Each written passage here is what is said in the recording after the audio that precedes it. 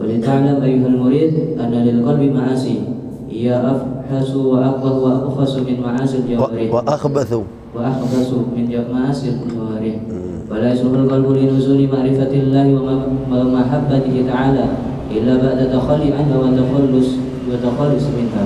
فمن أفحسها الكبر والرياء والحسد.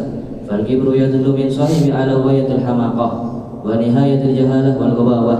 وكيف يليق التكبر ممن يعلم أنه مخلوق من نطفة مادرة ولا القرب يسير جيفة قدرة. فإن كان عنده شيء من فضائل ومحاسن فذلك من فضل الله وصنعه وليس له فيه قدرة ولا في تأثير حول ولا قوة. أولا يأسى إذا تكبر على عباد الله بما آتاه الله من فضله أن يسلب ما أعطاه بسوء أدبه ومنازعة لربه في وصفه لأن الكبر من صفات الله جبار متكبر. وأما الرياء فيدل على خلو قلبه المراء من عظمة الله وإجلاله لأنه يتصنع ويتزين لمخلوقين ولا يقنع بعلم الله رب العالمين.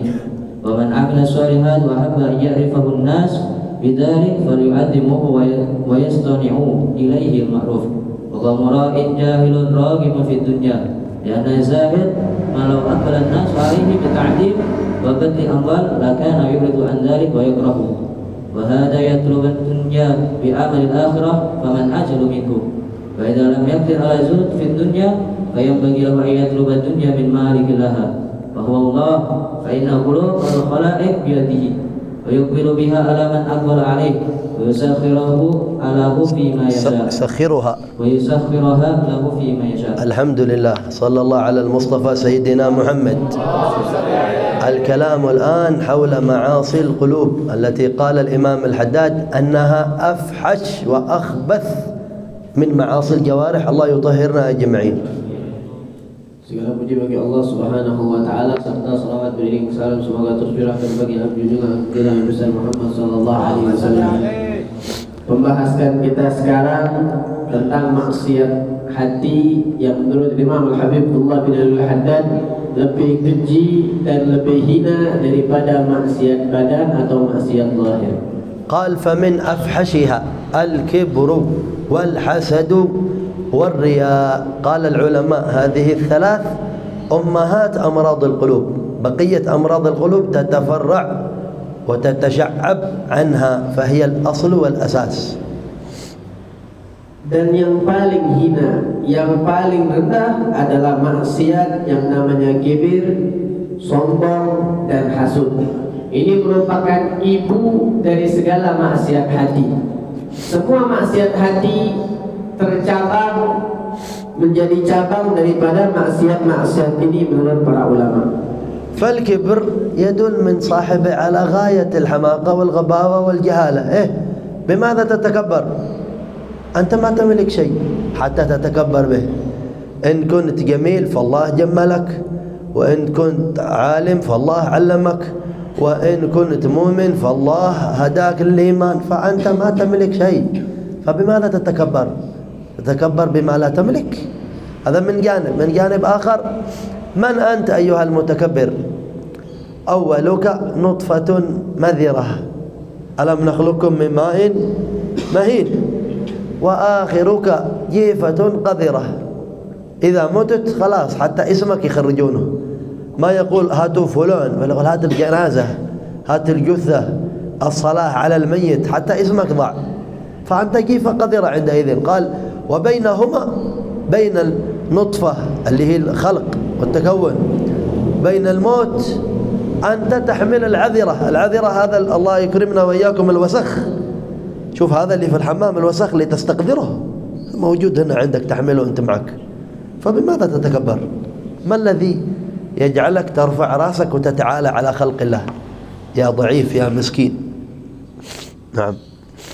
Sifat kibir menunjukkan bahwasanya orang yang memiliki sifat tersebut merupakan orang yang berada di atas sifat yang cengkal, yang tidak mau nurut, yang tidak mau menunjukkan atas ketaatannya kepada Allah Subhanahu wa taala.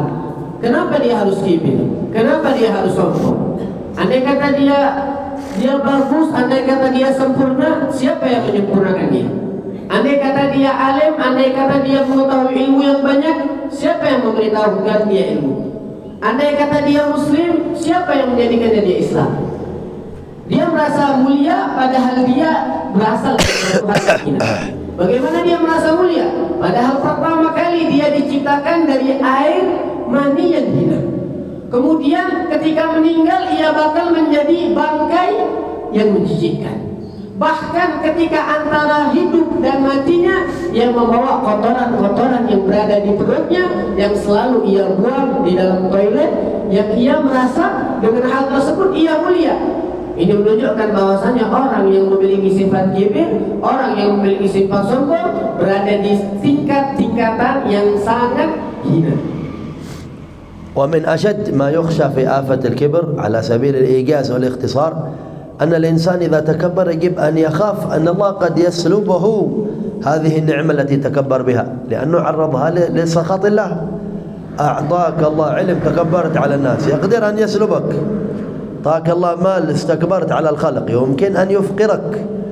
فتخاف على نفسك من الاستكبار المؤدي للمحق. لهذا يقول الشاعر: دع الكبر إن الكبر لله وحده، فقد لعن الشيطان لما تكبر. وما أقبح استنكار عبد بنفسه ليلا نهارا يغسل البول والخراء. كل يوم أنت في الحمام تنظف الوسخ، إيش عادك تتكبر؟ خف من الله أن يسلبك يا ضعيف. Orang yang kibir, orang yang sombong, apa yang harus dia sombongkan? Apa yang bisa ia sombongkan? Bahwasanya yang memberikan dia nikmat, yang menganugerahi dia nikmat adalah Allah Subhanahu wa taala. Andai kata Allah Subhanahu wa taala mengambil dia punya nikmat, mengambil apa yang Allah anugerahkan, niscaya dia tidak memiliki apa-apa. Andai kata dia memiliki ilmu, Allah ambil langsung ilmunya, niscaya dia tidak memiliki ilmu lagi. Andai kata ia memiliki harta, Allah ambil hartanya, niscaya dia tidak akan memiliki harta lagi. Di dalam syair dijelaskan, tinggalkanlah sifat kibir, karena sifat kibir hanyalah sifat yang hanya layak dimiliki oleh Allah Subhanahu wa taala. Coba lihat bagaimana setan diusir oleh Allah Subhanahu wa taala karena sifat kibir yang ia miliki. Apa yang Anda banggakan, apa yang engkau banggakan, padahal engkau setiap harinya mengeluarkan kotoran yang berada di perutmu. يتفرع عن الكبر آفات كالغرور والعجب والتصنع للناس، وحتى الحسد قد ينشأ من الكبر. يستكبر فيحسد غيره على ما أعطاه الله. فالكبر واحدة من أمهات الأخلاق السيئة القبيحة ومعاصي القلوب. Sifat kibir ini terkadang bercabang menjadi sifat ujub, menjadi sifat gurur, tertipu. Begitu juga terkadang sifat kibir ini yang terbuat darinya sifat apa? Sifat hasud. Bahwasanya sifat kibir ini dasar daripada sifat-sifat dan akhlak-akhlak tercela yang dimiliki oleh manusia. والثاني الرياء قال ويدل على خلو قلب المرائي من عظمة الله. عاد ناظر إلى الناس إيش يعملون، كيف نظرهم إليه، كما ذاك الجاهل الذي كان يصلي طول في الصلاة، دخل واحد رآه يصلي أعجب يتفرج عليه. جاء واحد ثاني وهو يصلي طول في السجود، طول لما عرف أنهم يراقبونه قال الاثنين هذا ينظر، قال ما أحسن صلاة فلان، شوف كيف ركوعه، انظر إلى قراءته، قال وأيضا صائم من اليوم. عاد قطع الصلاة المفتون بنظر الناس له. ليش؟ لما غاب عنه تعظيم ربه، فصار قلبه معرض لنظر الناس، يرائيهم، ينظر، إذا رآهم ينظرون طول في الصلاة. لهذا قالوا أول علامة للمرائي أن عمله في الخلوة يختلف عن عمله في الجلوة. أمام الناس ما شاء الله، إذا صلى لوحده إما ما عاد يصلي، وإما يلعب بالصلاة، وإما يغفل عنها ولا يعظمها. هذا مرائي، لأن عمله في الخلوة يختلف عن الجلوة، ما هو معامل لله تعالى. Ria, orang yang memiliki sifat ria, orang yang memiliki sifat sombong, merupakan orang yang di dalam hatinya sepi daripada pandangan Allah Subhanahu wa Ta'ala, tidak merasa dilihat dan dipandang oleh Allah Subhanahu wa Ta'ala. Ketika ia sholat di satu masjid, kemudian ada orang masuk ke dalam masjid itu, dia kemudian memanjangkan sholat yang ia lakukan. Agar apa? Agar dia dipandang oleh orang, agar dipuji bahwasanya dia orang adalah sholat yang khusyuk, sholat yang panjang, dan yang lain-lainnya. Orang yang seperti ini dinamakan ria. Orang yang dia itu yakhtalif, berbeda amalnya ketika di belakang orang dan di depan orang beda. Ketika di belakang orang amalnya berantakan, cepat sholatnya, tidak khusyuk sholatnya, berantakan sholatnya. Namun ketika di depan orang, namun ketika sholat di depan khalayak umum, maka dia akan memperpanjang sholatnya, akan membuat sholatnya pura-pura khusyuk. Untuk apa? Agar dipuji oleh orang dan dipandang oleh orang.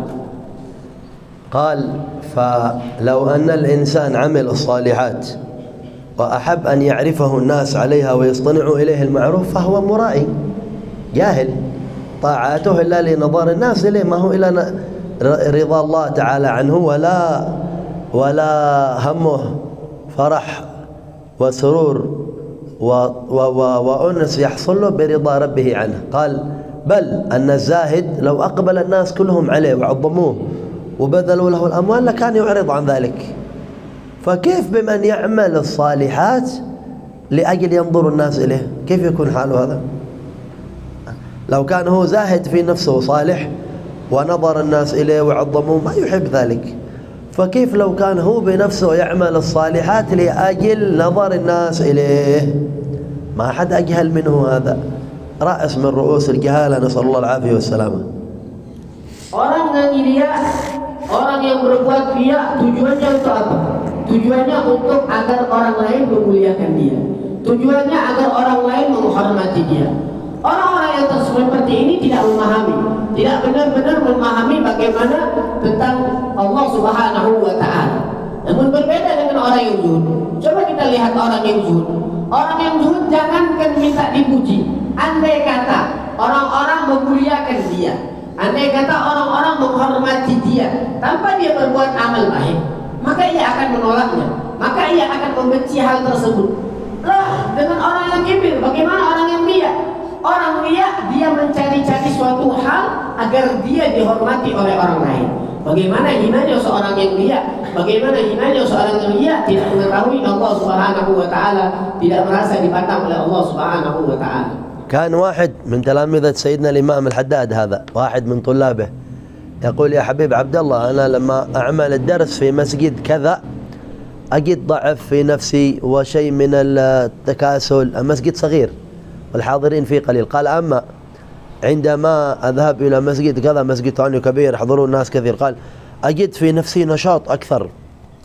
فهل هذا النشاط في هذا المسجد وقلة النشاط في هذا المسجد هل هو من الرياء؟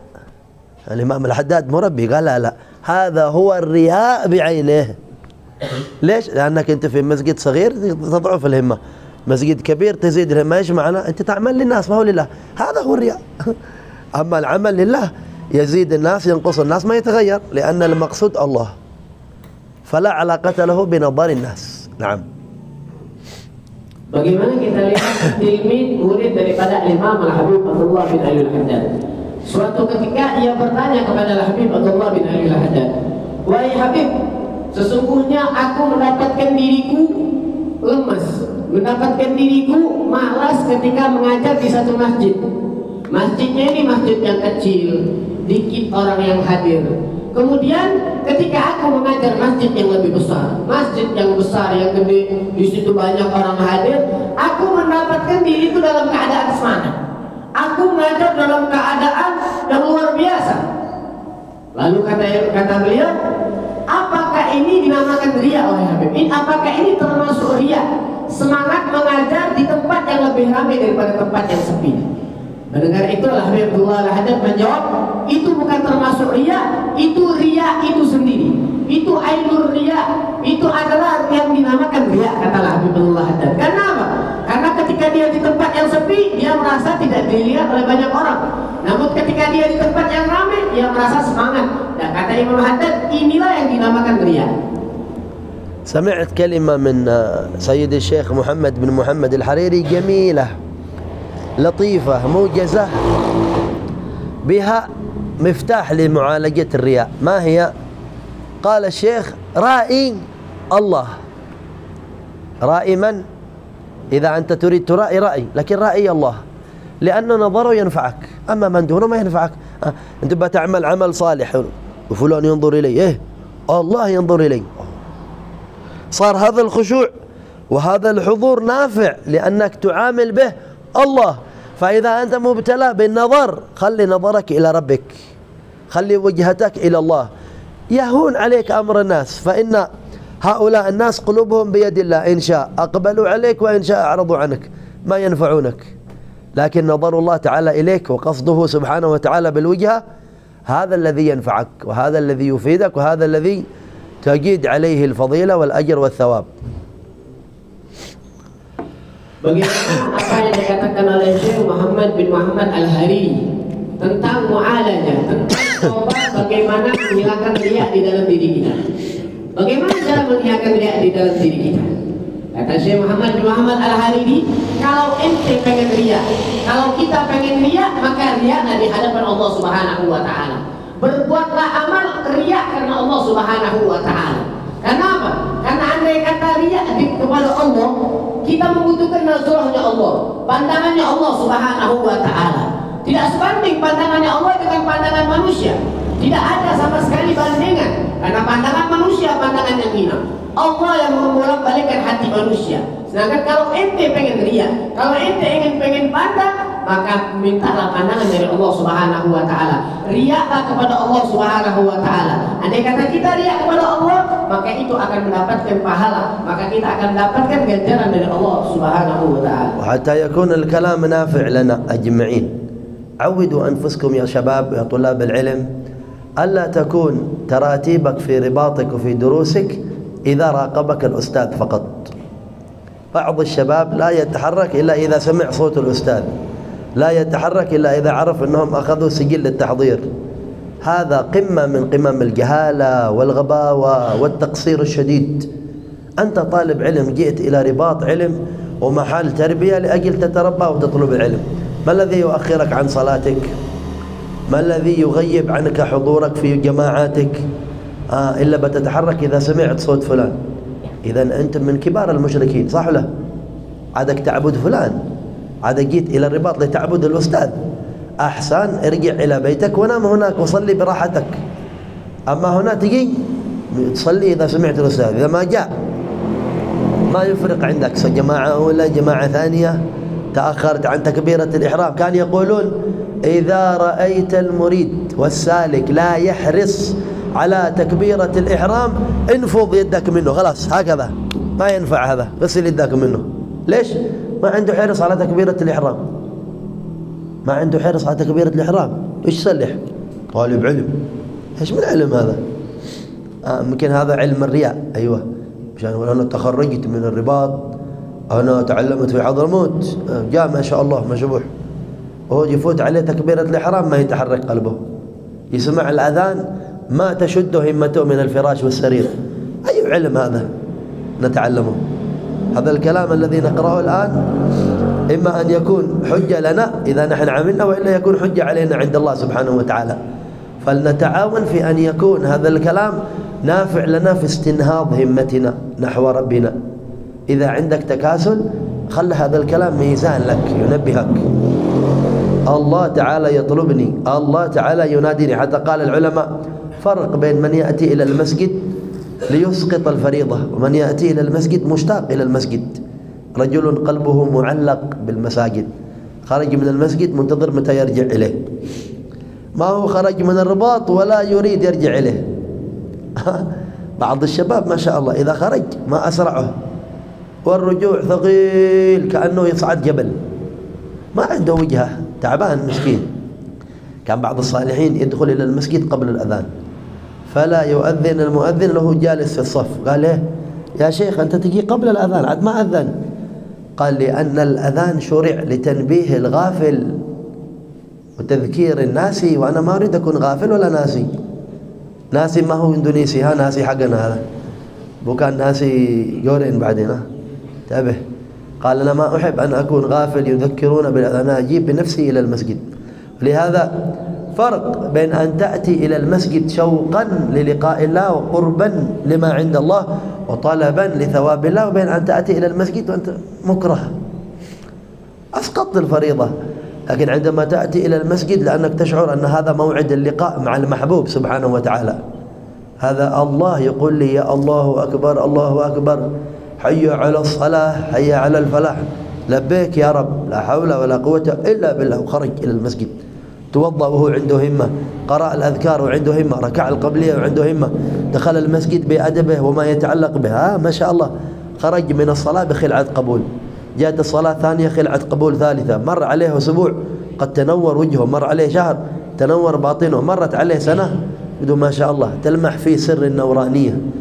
كان يقول سيدي الحبيب أبو بكر نريد نشم فيكم ريح النبوة. كيف تشم فينا ريح النبوة نحن طلاب علم صغار؟ يعني بالتزامك بأدب النبوة، بالتزامك بسر الطاعة يظهر فيك سر من أسرار النبوة، أدب من أدب الطاعة، معنى من معاني الخشية والخضوع يظهر فيك، وليس ذلك على الله بعيد. كثير من الأسباب في هذا المكان وفي غيره من أماكن التعليم مهيئة، أنت بعيد من النساء، بعيد من التلفاز، بعيد من الجوال، بعيد من الأسواق، كل ما حولك مساعد لك، باقي إلا نفسك وهواك وشيطانك غالبهم، وساعد معلمينك ومدرسينك أنك تقبل على الله سبحانه وتعالى. فالله يوفقنا جميعين إن شاء الله. Bagaimana kita lihat sekarang orang-orang yang bergerak dari tempatnya karena melihat sesuatu, karena mendengar sesuatu. Bagaimana orang-orang yang berada di ribat? Dia bergerak tidak ke masjid kecuali ketika mendengar suara Ustadz Fulan. Dia tidak bergerak kecuali setelah terjadi hal-hal yang lain. Ini merupakan musyrik. Ini merupakan min kibaril musyrikin. Ini merupakan gedenya kemusyrikan, kesyirikan kita. Karena apa? Kita beramal terpaksa. Kita beramal karena sesuatu, bukan karena Allah Subhanahu wa Ta'ala. Makanya orang yang seperti ini harus memaksa dirinya. Dia harus memaksa dirinya untuk ke masjid tanpa paksaan. Dia harus memaksa dirinya untuk langsung ke masjid tanpa disuruh, tanpa karena Ustadz Fulan dan yang lain-lainnya. Bahkan ada yang mengatakan, andai kata engkau melihat seorang murid yang bertujuan kepada Allah Subhanahu wa Ta'ala, yang ingin sampai kepada Allah Subhanahu wa Ta'ala, namun dia meninggalkan takbiratul ihram, dia tidak mendapatkan takbiratul ihram, maka usirlah dari sisimu. Maka jangan jadikanlah dia seorang murid. Karena apa? Karena dia tidak bersungguh-sungguh di dalam mendapatkan takbiratul ihram. Orang-orang yang seperti ini, orang-orang yang tidak mau bangun, orang-orang yang tidak mau ke masjid, orang-orang yang tidak mau semangat, seperti ini orang yang pengen berangkat ke Hadramut, orang-orang yang pengen sabar ke Hadramut. Seharusnya dia ketika saat ini dia harus benar-benar dia berusaha di dalam mendapatkan hal-hal ibadah-ibadah. Ketika itu dia harus mujahadah. Beda dengan orang yang berangkat ke masjid karena dia sungguh-sungguh. Bahkan ada seorang ditanya, wahai imam, kenapa engkau datang sebelum azan dikumandangkan? Kenapa engkau selalu berada di masjid sebelum azan dikumandangkan? Ya, kenapa aku datang sebelum azan? Karena aku tahu azan ini untuk mentanbih, untuk memperingatkan orang-orang yang lalai. Aku tidak mau diperingatkan oleh azan karena aku tidak mau tergolong sebagai orang-orang yang lalai. Coba kita lihat bagaimana kita sekarang. Kita sekarang lalai, kita menunggu-nunggu waktu, kita menunggu Ustadz Fulan untuk menggerakkan kita. Padahal kita berada sekarang di mana? Kita berada di ribat, kita jauh dari segala hal. Yang Habib Abu Bakar Adri al-Masyhur, beliau pengen kepada kita tulabul ilmi apa? Keluar dari diri kita anwar, cahaya-cahaya. yang harus keluar dari diri kita. Cahaya. Dengan apa? Dengan kita beribadah kepada Allah Subhanahu wa taala, dengan kita jalan di jalan yang salah telah catatkan, dengan hal-hal yang seperti itu. Kita tidak jauh di sini. Kita telah jauh dari semua hal. Kita bisa meraih hal tersebut. Kita sudah jauh daripada perempuan, kita jauh dari HP, kita jauh dari hal-hal yang melalaikan kita. Tinggal kitanya mau atau tidak. Semoga kita digolongkan sebagai orang-orang yang sampai kepada Allah Subhanahu wa taala. Kembali.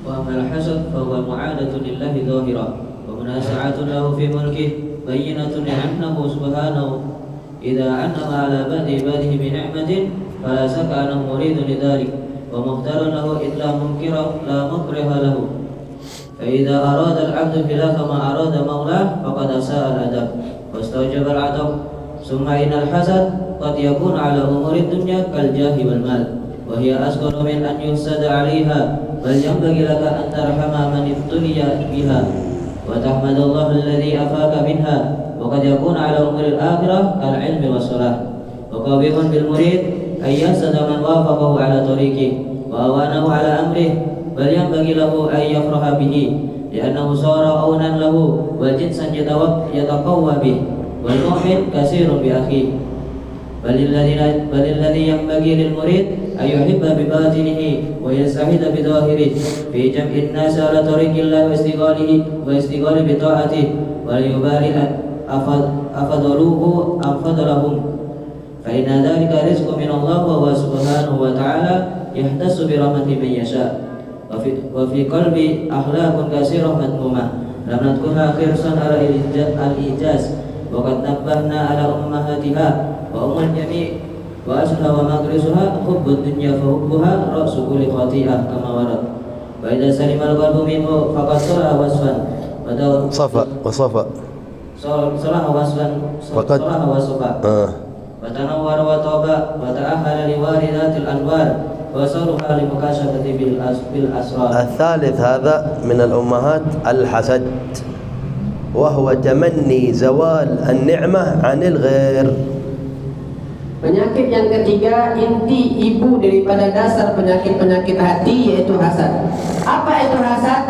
Ingin nikmat-nikmat terhadap orang lain itu hilang. وبالطبع من الناس من يتمنى زوال النعمة عن الغير وترجع إليه، ومنهم من هو أخبث من ذلك يتمنى أن تزول عن غيره حتى ما وصلت إليه. فالحسد درجات ومراتب، نسأل الله العافية والسلامة. Tentu saja ada sebagian orang pengen nikmat yang dialami oleh orang lain itu hilang dan kembali kepada dirinya. Namun sebagian lagi yang lebih hina lagi, dia pengen nikmat daripada orang lain itu hilang. Yang dialami oleh orang lain, yang didapatkan orang lain itu hilang. Namun nikmat tersebut tidak ia harapkan. Dia tidak berharap nikmat itu kembali kepada dirinya sendiri.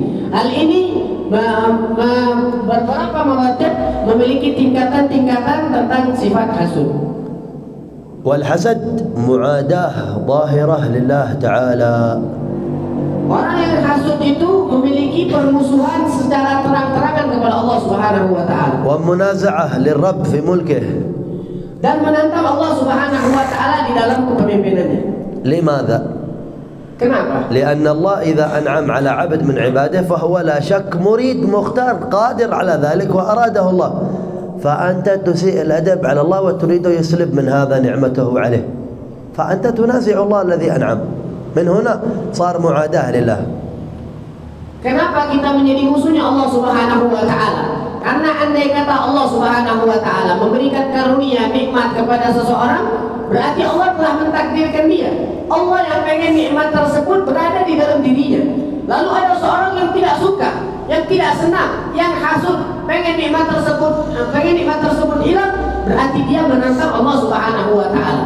Berarti dia tidak terima dari keputusan Allah Subhanahu wa taala. والحسد غم شديد على صاحبه. Hasad merupakan kesumpakan yang jelas di dalam diri orang yang memiliki sifat hasud tersebut. ولا يسلب النعمة عن المحسود أنك حسدته إلا إذا أراد الله له ذلك. dan dia tidak akan mendapatkan nikmat terhadap orang yang dihasutinya kecuali atas nikmat yang diberikan oleh Allah Subhanahu wa taala. كان سيدنا الشافعي نقل عنه أنه كان يقول اللهم زد حسادي. Sungguhnya Imam Syafi'i dinukil daripada perkataan Imam Syafi'i bahwasanya beliau berkata, ya Allah tambahkanlah orang-orang yang hasud kepada diri. قالوا له لماذا؟ Wahai Imam Syafi'i, kenapa engkau berdoa seperti itu? قال لأنهم إذا زادوا زاد رزقي ما بيحسدون إلا على زيادة من عطاء الله لي فالله يزيدهم يعني الله يزيد رزقي ويكفيني لا شرهم. Kenapa aku berdoa seperti itu? Karena andai kata semakin banyak orang yang hasud kepadaku, berarti semakin banyak rezeki yang Allah berikan kepadaku. Karena tidak mungkin orang hasud kecuali hasud terhadap rezeki yang Allah berikan kepadaku. Oleh karenanya aku berdoa kepada Allah seperti itu. قال الشاعر ألا قل لمن بات لي حاسدا أتدري على من أسأت الأدب؟ أسأت على الله في ملكه لأنك لم ترضى لي ما وهب فكان جزاؤك أن زادني وسد عليك طريقا طلب.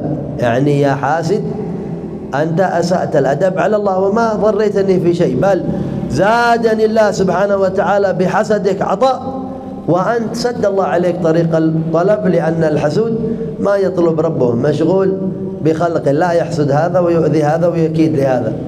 نعم. Di dalam syair dijelaskan apa? Katakan kepada orang yang hasud kepada diriku, kepada siapa ketahuilah kepada siapa ia buruk adab, kepada siapa dia berburuk perilaku, pada siapa dia tidak suka, kepada Allah Subhanahu wa taala zat yang memberikan aku nikmat. Ketahuilah orang yang hasud kepadaku, sesungguhnya orang yang hasud kepadaku niscaya Allah akan menambahkan kenikmatan kepadaku dan Allah akan mempersempit nikmat orang yang hasud kepada diriku. قال الإمام الحداد والحسد قد يكون على أمور الدنيا كالجاه والمال وقد يكون على أمور الآخرة كالعلم والتقوى وغيرها. Hasud terkadang di dalam perkara-perkara duniawi seperti jabatan dan harta, dan terkadang juga dalam perkara agamawi, dalam perkara akhirat, yaitu seperti ilmu dan ketakwaan kepada Allah Subhanahu wa taala. أما إذا كان الحسد على شؤون الدنيا فهذا أقبح ما يكون لأن المريد هو المعني بشأن الآخرة فكيف يحسد على الدنيا؟ بل ينبغي له إذا رأى واحد مبتلى بالدنيا والجاه يحمد الله الذي سلمه ويسأله أن يديم عليه لطفه وحفظه وبعده عن هذه الدنيا وما فيها فكيف يحسد عليها؟ Andai kata dia hasud terhadap perkara-perkara duniawi, apa yang dia inginkan terhadap perkara-perkara duniawi? Seharusnya orang yang pengen sampai kepada Allah Subhanahu wa taala, dia harusnya hasud terhadap perkara-perkara yang lain. Dia hasud terhadap perkara yang hina, perkara-perkara duniawi. Harusnya dia ketika tidak diberikan oleh Allah harta, tidak diberikan oleh Allah Subhanahu wa taala jabatan, dia bersyukur kepada Allah Subhanahu wa taala. Karena orang yang diberikan harta, orang yang diberikan jabatan oleh Allah adalah orang yang diuji oleh Allah Subhanahu wa taala. Bukan malah dia hasud kepada orang-orang tersebut. وأما إذا كان على أمور الآخرة فهذا عجيب.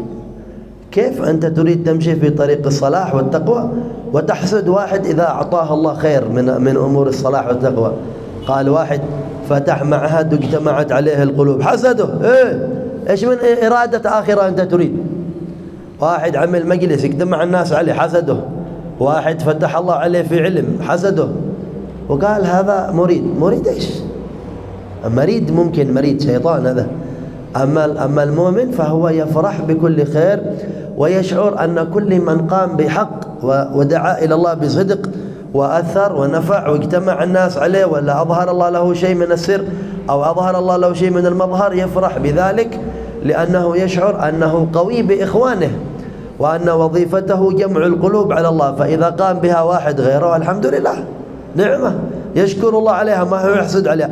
الآن في زمانكم لا، إذا ما جاء الخير على يدي ما ينفع، إما أنا وأصحابي وطلابي وجماعتي وحزبي وفئتي وبلدتي وقريتي ومدينتي، أي واحد في الشرق والغرب نجح هذا ما ينفع، هذا كذا يدور على العيوب، هذا ما هو على طريق السلف، كأنه هذا السلف أعطوه مفتاح وخلوه مسؤول عن طريقتهم يقيم الناس فيها.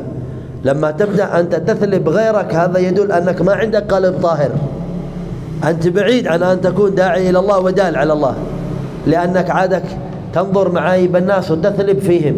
أنت مريض تحتاج إلى علاج، فكيف تكون طبيب معالج وأنت مريض؟ ما يمكن. تزكى أول، طهر نفسك واشتغل بعيوبك. قال نبيك صلى الله عليه وآله وصحبه وسلم: طوبى لمن شغله عيبه عن عيوب الناس. أحسن له من أن يشتغل بعيوب الناس. كما يقولون، قالوا إذا رأيت نفسك تقول لواحد هذا كذا وكذا وكذا، قال انتبه، هذا إصبع واحد موجه إليه وثلاثة كلها إلى عندك أنت. فإذا له عيوب أنت لك عيوب أكثر منها، إذا فيه نقائص أنت فيك نقائص أعظم منها. لكن ستر الله عنك عيب نفسك وأراك عيوب غيرك. لهذا قال في الحديث صلى الله عليه وآله وصحبه وسلم: إذا أراد الله بعبد خيرا بصره بعيوب نفسه. بصره بعيوب نفسه، صار يعرف أنا كذا أنا كذا أنا كذا، يجتهد في إصلاح عيوبه ويشتغل بذلك. هذه من أعظم النعم على من أراد الله به الخير. الله يبصرنا بعيوبنا إن شاء الله أجمعين في عافية. Di sini andai kata orang hasud terhadap perkara-perkara ukhrawi, terhadap perkara-perkara akhirat, ajib, luar biasa berarti. Hasud terhadap perkara-perkara akhirat. Bagaimana ia bisa sampai kepada Allah? Bagaimana dia bisa meraih ridhonya Allah Subhanahu wa taala? Ketika ia melihat datang suatu kebaikan dari orang lain, dia tidak merasa kebaikan itu datang dari orang tersebut. Dia hasud. Ketika dia melihat orang lain ijtama' berkumpul di hadapannya umat-umat yang banyak, dia duduk dengan umat-umat yang banyak, dia hasud. Dia pengen hal tersebut berada di dirinya. Ajib orang yang seperti ini pengen sampai kepada Allah Subhanahu wa taala, tidak mungkin sampai kepada Allah Subhanahu wa taala. Bahkan ada sebagian orang merasa, andai kata kebaikan tidak datang dari golonganku, andai kata kebaikan tidak datang dari diriku, tidak datang dari murid-muridku, dari keluargaku, maka kebaikan tersebut tidak akan manfaat. Kebaikan tersebut tidak ada apa-apanya, harus datang dari diriku. Bahkan mereka mengatakan orang yang berbuat baik itu, orang-orang yang di luar golongan dia, mereka jalan di jalan selain salaf. Mereka mukhalif, berbeda dengan para salaf. Mereka hasud. Kenapa? Karena mereka hasud terhadap orang-orang yang seperti itu. Ini menandakan bahwasanya dia tidak memiliki hati yang suci, dia tidak memiliki hati yang bersih. Orang-orang yang seperti ini bagaimana dikatakan dai? Bagaimana bisa dikatakan adal, orang yang menunjukkan jalan kepada Allah Subhanahu wa taala? Harusnya dia menyucikan dirinya sendiri. Harusnya dia menyibukkan dirinya sendiri. Kenapa dia menyibukkan aib orang-orang lain? Dalam hadis Nabi SAW bersabda, beruntung orang yang tersibukkan dengan dirinya sendiri, dengan aibnya sendiri, daripada dengan aib-aib orang lain. Sibuk dengan aib-aib orang lain. Minta hati kalian. Kenapa? Andai kata kalian melihat kecacatan, melihat aib di dalam diri seseorang, sesungguhnya aib yang kau miliki, aib yang ada pada diri kita itu lebih besar daripada aib yang orang-orang miliki. Kenapa? Karena Allah tidak membukakan hal tersebut. Allah tidak membukakan hal tersebut. Allah tutupi aib-aib kita sehingga yang kelihatan bukan aib kita, aib orang-orang yang berada di depan kita. Di dalam hadis juga disebutkan bahwasanya apabila Allah Subhanahu wa taala ingin satu kebaikan kepada seorang hamba, maka Allah akan membukakannya aib dirinya sendiri. Allah bukakan aib-aib kita. Ini berarti apa? Ini pertanda Allah Subhanahu wa taala ingin kebaikan terhadap diri seseorang tersebut. والأمر الذي بعد هذا أن الإنسان في طريقه إلى الله يشتغل بطاعة الله وخدمة دين الله، ما له دخل ولا شغل بالناس، فضلهم أو فضلوه، فإن ذلك رزق من الله. لا تدور أنت تفوق الناس أو تكون أحسن منهم، بل لا تجعل هذا شغلك. كان بعضهم سأل الحبيب عبد القادر بن أحمد السقاف عليه رحمة الله تعالى ورضوان الله، قال: حبيب، متى يفوق المريد على أقرانه؟ متى يتفوق عليهم يكون أحسن منهم؟ قال: إذا أحب أن يتفوق عليه أقرانه. يعني ما طلب أن يكون هو أحسن منهم، بل طلب أن يكونوا هم أحسن منه. تمنى لهم الخير يفوقهم جميعا. أن هذا عنده نفس مزكاة، ما تبغض الفضل من الله على أحد، يرفعه الله ويزيده، بخلاف الذي يريد يسبقهم وفي هم وغم وحسد وأذى وكيد، ويؤخره الله بكيده نيته الفاسدة. Orang-orang yang seperti ini harus menyibukkan dirinya kepada Allah Subhanahu wa taala. Tidak boleh mengurusin orang lain. Harus menyibukkan, selalu memfokuskan dirinya kepada Allah Subhanahu wa taala. Tidak merasa lebih tinggi dari orang lain, tidak merasa lebih hebat dari orang lain.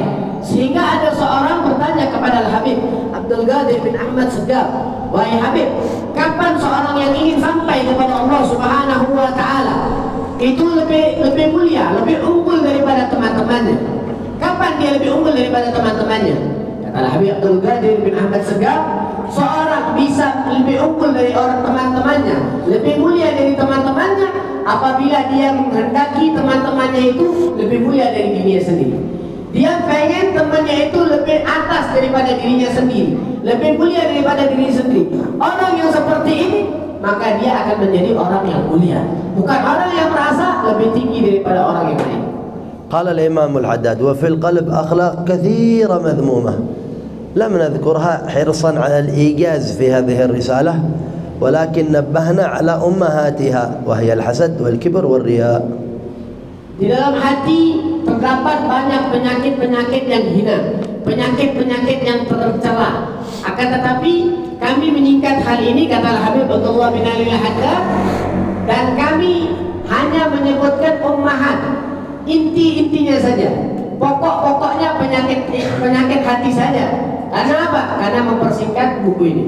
قال وأم الجميع وأصله ومغرسه أم جميع القبائح القلبية حب الدنيا فهو رأس كل خطيئة. Dan puncak dari itu semua dan inti dari itu semua yaitu penyakit hati apa? Hubbud dunia. Karena Nabi SAW bersabda apa? Cinta kepada dunia merupakan puncak, merupakan inti dari semua keburukan. وإذا سلم القلب منه يعني من حب الدنيا فقد صفى وطاب تنور وصلح للأسرار وللأنوار وللمعارف. Andai kata hati telah bersih dari hukum dunia, maka hatinya telah bersih, hatinya telah wangi, hatinya telah mulia, dan hatinya pantas untuk menerima sir-sir dari Allah Subhanahu wa taala dan ma'arif dari Allah Subhanahu wa taala. وأما إذا عاد القلب مشغول بحب الدنيا فلا يصلح لشيء من ذلك.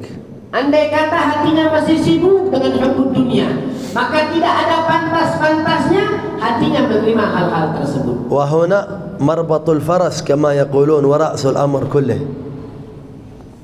مربط الفرس يعني المحل الأساسي في الموضوع وهو حب الدنيا. Dan ini merupakan inti dari segala hal. Apa hukum dunia? لأنه ما واحد يقدر يقول أنا ما أحب الدنيا. Karena tidak ada seorang pun yang mampu berpisah daripada hukum dunia. كان يقولون علامة أن الدنيا في يدك وليس في قلبك وليست في قلبك أن ما تملكه منها لو ذهب عليك كله في لحظة ما تحزن عليه. من يقدر على هذا؟ حتى 5,000 روبية في جيبك ضاعت بتحزن عليها، فضل عن أن يضيع عليك ملايين وإلا تضيع عليك أموال كبيرة. فما الحل؟ Dikatakan bahwasanya orang itu menjadikan dunia di tangannya seperti apa? Dunia hanya berada di tangannya. Andai kata semua harta yang dia miliki, dunia yang dia miliki hilang dalam sekejap mata, dalam satu waktu, maka dia tidak akan bersedih. Lalu bagaimana dengan kita? Kita jangankan dunia semuanya, kita kehilangan 5.000 kita mencari-cari, kita kehilangan 1 juta kita mencari-cari. Lalu bagaimana solusinya? أول قضية أن تعرف أنك مبتلى بها فلا تدعي أنك مطهر من حب الدنيا. كلنا مبتلون به أولنا وآخرنا. Yang pertama yang harus kita rasakan, kita teruji dengan dunia ini. Jangan sampai kita merasakan kita telah suci dari dunia, kita telah jauh dari dunia. Yang pertama yang harus kita rasakan, kita diuji oleh Allah Subhanahu wa taala dengan dunia. واجعل طلبك للدنيا من وجوه الحلال والكسب واطلبها من الذي يملكها لا تطلبها من الخلق اللي ما يملكونها. Jadikanlah harta yang engkau cari adalah harta yang halal, dan jadikanlah semua harta yang engkau tujukan itu engkau minta kepada Allah Subhanahu wa taala. Jangan engkau minta kepada orang-orang yang lain. ولهذا من دعاء الحبيب الأكرم صلى الله عليه وآله وصحبه وسلم اللهم لا تجعل الدنيا أكبر همنا، إذ أنها ستهمك لا شك، لكن لا تكون أكبر الهم، تكون إلا تبع لهمومك الكثيرة، واجعل الهم هم واحد، هم الله تعالى. تأتيك الدنيا راغمة، لكن إذا صفي الإنسان في طلب الله تعالى وهيأ وجهة قلبه إلى هذا المقصد. Andai kata seorang telah menerima bagaimana dunia tersebut, bagaimana Rasulullah SAW telah berdoa kepada Allah Subhanahu Wa Taala, Allah ya Allah jadikanlah, jangan jadikanlah dunia itu sebagai tujuan kami yang paling inti. Jangan jadikanlah dunia itu sebagai tujuannya kami yang paling inti.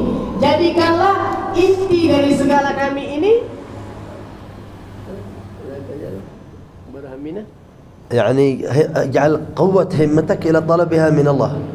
Jadikanlah kuatnya himmah ente mencari dunia itu kepada Allah Subhanahu wa taala. وكذلك لاحظ من حولك في زمانك، لأن الناس اليوم يتحركون على أساس حب الدنيا حتى في الدين. انتبه لهذا البلاء. طيب تطلب العلم؟ قال إن شاء الله مشان بعدين بفتح المجالس، مشان بعمل دروس، وهمته وتفكيره في الدنيا من الآن. يبغى يصلح ترادي مشان يجمع المال. انتبه في هذه النية الخبيثة. ولكن نقصد الله تعالى، وما أتاك من الدنيا ضعه سبيل، كما قال الإمام الحداد كما النعال، ضعها في رجلك وامشي بها في الحر، ما هو تضعها على رأسك عمامة. وإنك ستجد الناس من حولك كالوحوش على الدنيا، حتى بعض طلبة العلم كأنه ذئب من الذئاب، نسأل الله العافية والسلامة. ومن هنا جاء التحاسد وجاء الكبر وجاء الرياء وجاء العجب وجاءت الأمراض القلبية المختلفة، وترى الناس يتنازعون حتى فيما يتعلق برمي بعضهم البعض بالشرك. قال هذا فلان مشرك وهذا فلان مشرك.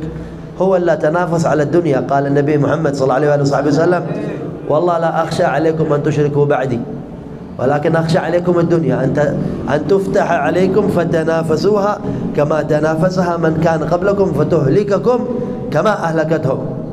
إذن كل ما يظهر من تصارع على الشرك وعلى التوحيد وعلى مظاهر الدين تحتها صراع على الدنيا ما هو على الدين.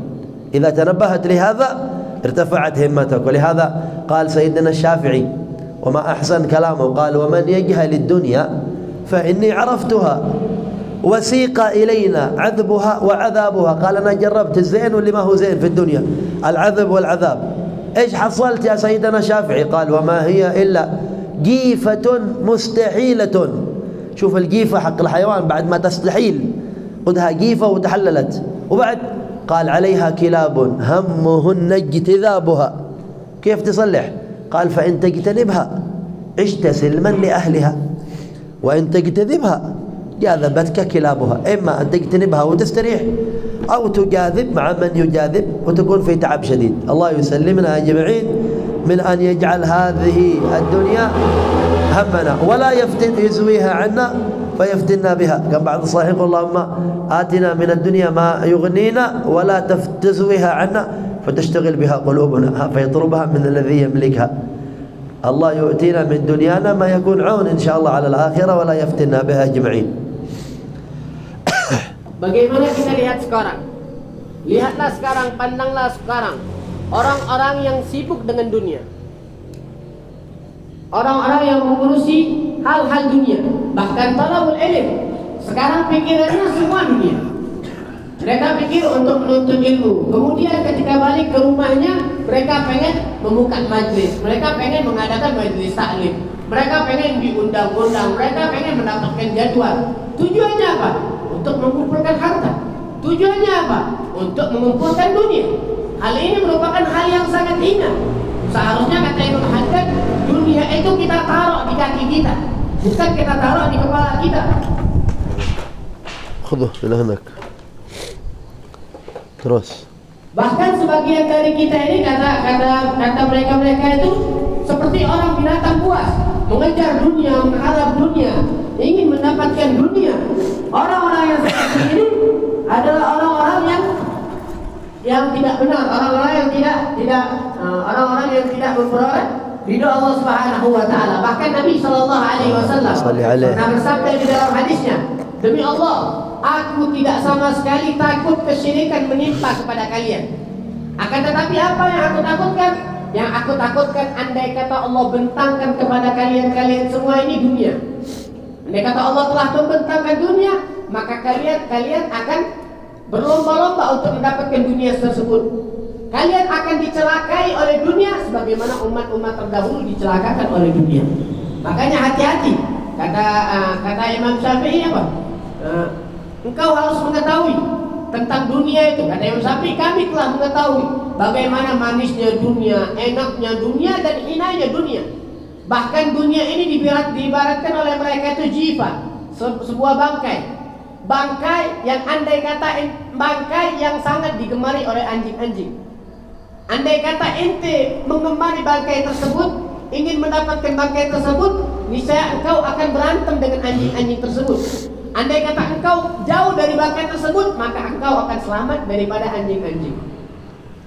فعسى الله يسلمنا وإياكم ويدخلنا دوائر عنايته ورعايته ويحفظنا من حب الدنيا ويحفظنا من الآفات التي سمعنا الكلام عنها ويجعل هذه القراءة وهذه المجالس فاتحة لنا إن شاء الله في حسن السير إلى الله وفي سلوك سبيل السعادة وسبيل الإرادة وسبيل الإقبال على الله تعالى حتى ننال إن شاء الله القرب مع أهل الحسنى وزيادة في عافية ظاهرا وباطنا إلى حضرة النبي محمد صلى الله عليه وآله وصحبه وسلم. الفاتحة. رب العالمين الرحمن الرحيم مالك يوم الدين صلي وسلم على سيدنا محمد وعلى آله وصحبه في كل حال وحين ظاهر وباطن والحمد لله رب العالمين.